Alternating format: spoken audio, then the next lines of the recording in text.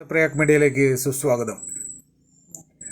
ക്ഷേത്രത്തിൽ ഉപയോഗിക്കുന്ന പുഷ്പങ്ങൾ എല്ലാം തന്നെ പുറത്തുള്ള സംസ്ഥാനങ്ങളിൽ നിന്ന് വരുന്ന അവസ്ഥയിലാണ് കേരളത്തിൻ്റെ അവസ്ഥ. അതുകൊണ്ട് തന്നെ അതിനകത്ത് ഒരുപാട് കെമിക്കലുകളെല്ലാം അടിച്ച് വരുന്ന പൂക്കളാണ് മിക്ക ക്ഷേത്രങ്ങളിലും പൂജയ്ക്കായി എടുക്കാവുന്ന അവസ്ഥയുള്ളത്. ഇത് നമ്മളുടെ ഒരു അവസ്ഥയാണ്, നമുക്കിവിടെ ഇല്ല. അതുകൊണ്ട് തന്നെ നമ്മൾ മറ്റുള്ള സംസ്ഥാനങ്ങളെ ആശ്രയിച്ച് ആണ് കാര്യങ്ങൾ മുന്നോട്ട് പോകുന്നത്. അതിന് തെറ്റ് എന്ന് പറയാൻ കഴിയില്ല.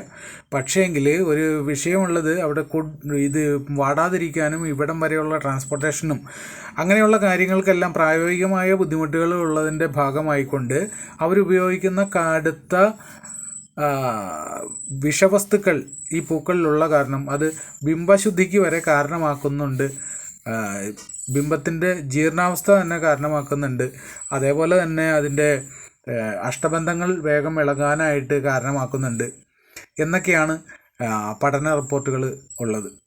പക്ഷേ നമുക്ക് ഇങ്ങനെ ഉള്ള ഈ പൂക്കളെ ആശ്രയിക്കുക എന്നുള്ളതല്ലാതെ കേരളത്തിൽ നിലവിൽ ഈ പൂക്കളൊന്നും കിട്ടാനായിട്ട് അത്ര എളുപ്പമുള്ള സാഹചര്യമല്ല. അങ്ങനെ ഇരിക്കുന്ന ഒരു സംഭവത്തിൽ ഈ ചെറിയ ക്ഷേത്രങ്ങളിലൊക്കെയാണ് എങ്കിൽ പ്രത്യേകിച്ചൊരു കാര്യം അവിടുത്തെ ദൈവജ്ഞർ മനസ്സിലാക്കേണ്ട ആവശ്യകതയുണ്ട്. എന്ന് വെച്ച് കഴിഞ്ഞാൽ തുളസി ഇലയും കൂവളത്തിൻ്റെ ഇലയും ഇവ രണ്ടും ഒരു തവണ ഉപയോഗിച്ചതിന് ശേഷം വീണ്ടും അർച്ചനയ്ക്ക് ഉപയോഗിക്കാനായിട്ട് യാതൊരുവിധ തടസ്സങ്ങളുമില്ല. അത് കൃത്യമായി മനസ്സിലാക്കിക്കൊള്ളുക. ഒരു തവണ ഉപയോഗിച്ചതിന് ശേഷം രണ്ടാമത്തെ തവണ അത് വെള്ളത്തിൽ മുക്കി ശുദ്ധി ചെയ്തതിന് ശേഷം വീണ്ടും അർച്ചനയ്ക്ക് നമുക്ക് ഉപയോഗിക്കാവുന്നതാണ്.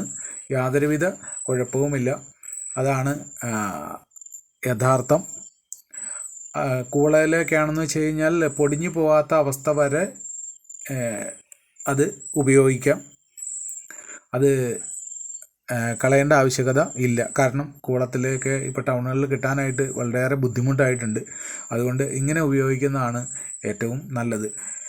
പച്ചയില തന്നെ ഉപയോഗിക്കേണ്ട ആവശ്യകത ഇല്ല. അതേപോലെ തന്നെ തുളസി ഇലയും.